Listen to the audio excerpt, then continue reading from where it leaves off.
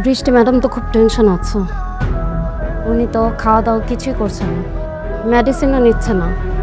উনি তো অসুস্থ হয়ে যাবে স্যার, কিছু একটা ব্যবস্থা করেন স্যার। আচ্ছা, তুমি ভেতরে গিয়ে অনেককে আর বৃষ্টিকে পাঠিয়ে দাও, বলো যে বাবা ডাকছে, যাও। ঠিক আছে। বাবা, কি ব্যাপার মা? শুনলাম তুমি নাকি ঠিকমতো খাওয়া দাওয়া করছো না, মেডিসিন নিচ্ছ না, কেন মা? আমার কিছু ভালো লাগে না বাবা। মা, ভালো না লাগলে হবে?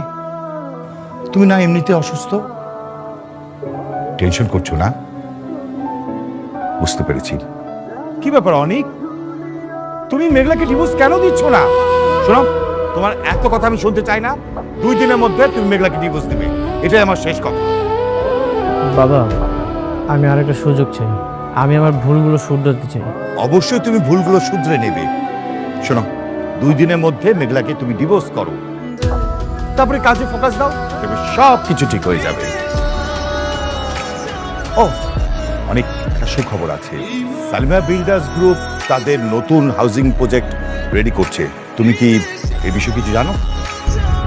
হ্যাঁ বাবা, আমি শুনেছি ওরা হাউজিং সোসাইটিতে একটা নতুন বিল্ডিং করার জন্য প্রস্তুতি নিচ্ছে।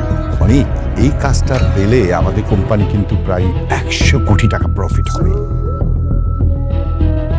এটা তো অনেক টাকা বাবা, তাহলে শালিমা বিল্ডার্স তো অনেক টাকার মালিক। হ্যাঁ, শুনেছি প্রায় 50 থেকে 60 হাজার কোটি টাকার সম্পত্তি তাদের আছে।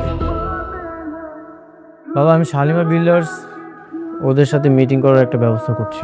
দেখো অনিক, এই কাজটা পাওয়ার সাথে না আমাদের কোম্পানি গুডউইল জড়িত।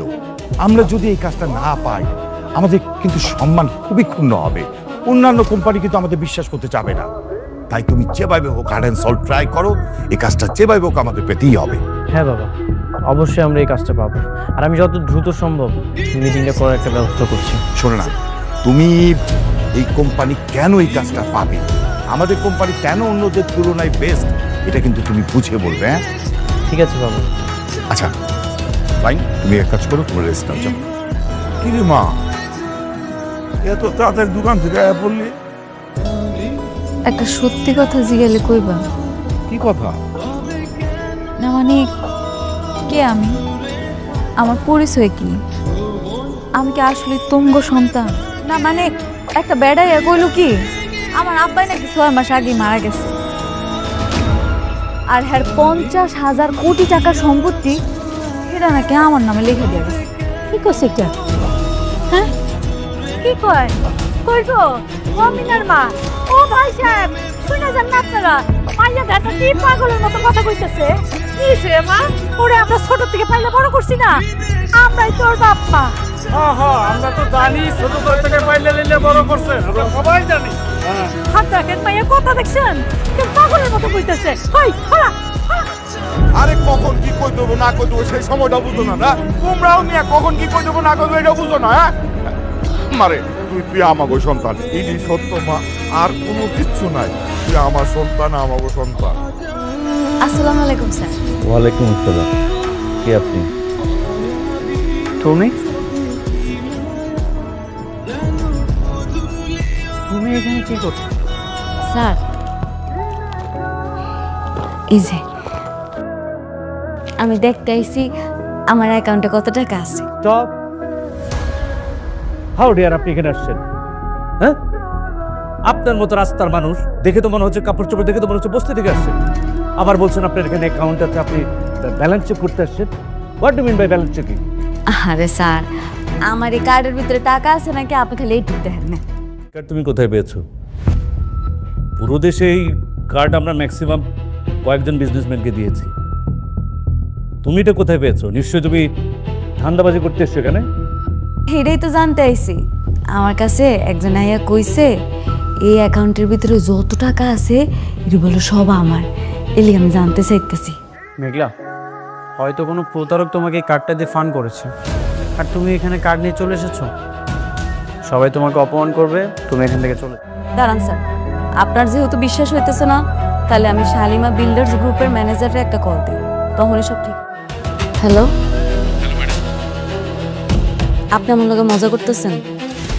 আমি ব্যাংকে আইছি, ব্যাংকে সবাই অপমান করে বাইট করে দিতেছে, কইতাছে কার্ডটা নাকি ভুয়া। আপনি কোন ব্রাঞ্চে আছেন? উত্তরা। আমি 10 মিনিটের মধ্যে ওখানে আসছি, আপনি ওখানে থাকুন। আচ্ছা ঠিক আছে। ম্যাডাম, আপনি ঠিক আছেন তো? এই হাত ছাড়ুন, হাত ছাড়ুন।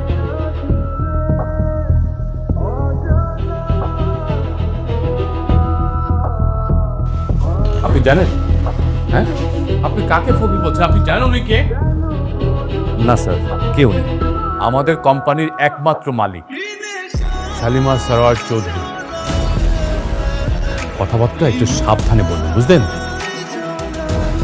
স্যার কিছু মনে করবেন না, আসলে ওনাকে দেখে তো সেরকম কিছু মনে হয়নি। ওনার পোশাক আশাক দেখে তো মনে হচ্ছে ফকির কিংবা রাস্তা থেকে উঠে এসেছে কোনো বস্তির লোক, তাই তো ওনাকে বের করে দিচ্ছিলাম স্যার। আরে সেই কৈফিয়ত কি আপনাকে দিতে হবে? ম্যাডাম, কার্ডকে আপনি ভুয়া বলছেন কেন? স্যার, এই ধরনের ভুয়া কার্ড তো আজকাল আমরা ফেস করছি। অনেকেই ফেক কার্ড বানিয়ে নিয়ে আসে, নানা জায়গা থেকে ধান্দা করার চেষ্টা করে। এই কার্ড দেখেও তাই মনে হচ্ছে স্যার। তাছাড়া এই ধরনের কার্ড তো, এলিট কার্ড তো আমরা ম্যাক্সিমাম কয়েকজন বিজনেসম্যানকে পুরো দেশের মধ্যে দিয়ে থাকি। ওনার কাছ থেকে এরকম কার্ড এক্সপেক্ট করতে পারছি না স্যার। আপনি সরি বলুন, উনাকে সরি বলুন। Sorry madam. আর শুনুন, ভবিষ্যতে যদি এরকম কারোর সাথে খারাপ ব্যবহার করেন তাহলে আপনার মেরুদণ্ড হাড় ভেঙে ওই রাস্তায় বসিয়ে দেবো। কথা বলে মরে থাকে। চলুন চলুন। আচ্ছা সাব্বির, আমরা কি এই প্রজেক্ট থেকে ঠিকঠাক প্রফিটটা বের করতে পারবো? একটা নতুন প্রজেক্টের পিছনে ছুটছি। আচ্ছা এই প্রজেক্টটা যদি কোনোভাবে পেয়ে যাই না, তাহলে সব খরচ বাদ দিয়েও প্রায় 100 কোটি টাকার মতো প্রফিট থাকবে। 100 কোটি টাকা? আব্বা, ওই লোকে ঠিকই কইছে, এই কার্ডের ভিতরে 1000 কোটি টাকা আছে।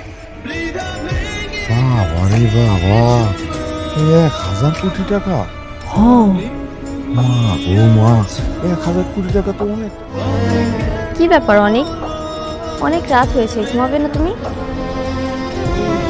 আগামীকাল শালিমা বিল্ডার্সের হেড অফিসে যাবো। হ্যালো স্যার, আমি সরি বলে দিচ্ছি, এত রাতে কল দেওয়াটা ঠিক হয়নি। এই যে রাতুলের বিষয়ে একটা খবর আছে। কি খবর? রাতুল কালকে শালিমা বিল্ডার্স অফিসে যাবে, একটা নতুন কাজের কন্ট্যাক্ট নিতে চায়।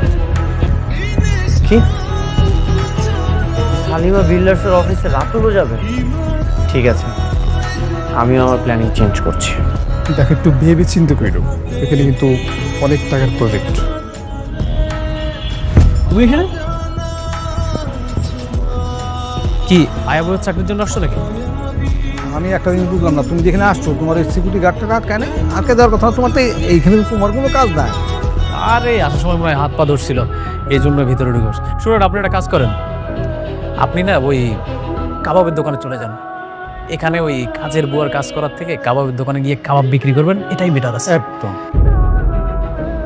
আমি না এখানে কোনো কাজ করতে আসি।